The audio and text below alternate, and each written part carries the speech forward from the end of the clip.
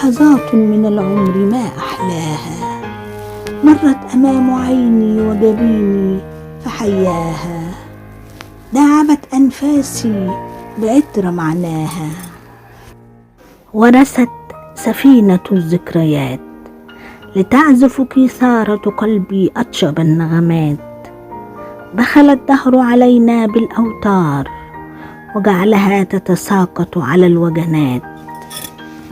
أظمأت أيامي وسنيني، سكبت لها عيني وحنيني، أسدلت أكفاني غطاء يظلها، وهامت في نفسي بساتين الرضا.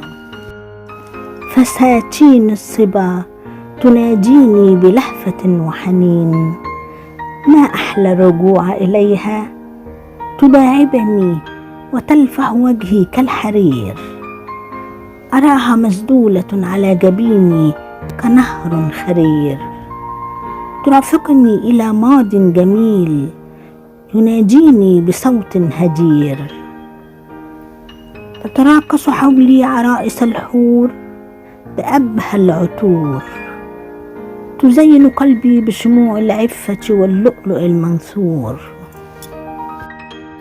فرش الأمان بساطه فوق الزمان، تفتحت زهور الربيع وملأت الوجدان، أرجع زماني أمسي من صفحاتي، ما أجمل الأيام الخوالي بعد فواتي.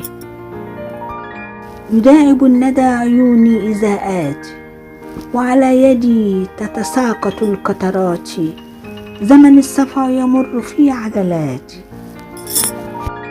أحدثك اليوم عن أجمل ذكرياتي، ولكن فاجأني غبار الزمان أنه عليها آتي. لحظات الصبا تمر كلمح البصر، كمداعبة النسيم لفروع الشجر، وزهور أيامي أراها على مرمى البصر. عشت أحلامي فاقت كل آمالي، ليت الصبا يدوم، أين مني من واقع محتوم. تدور بنا الدنيا ونعيش أعوام، يأخذنا الحنين إلى الوراء إلى أجمل الأيام.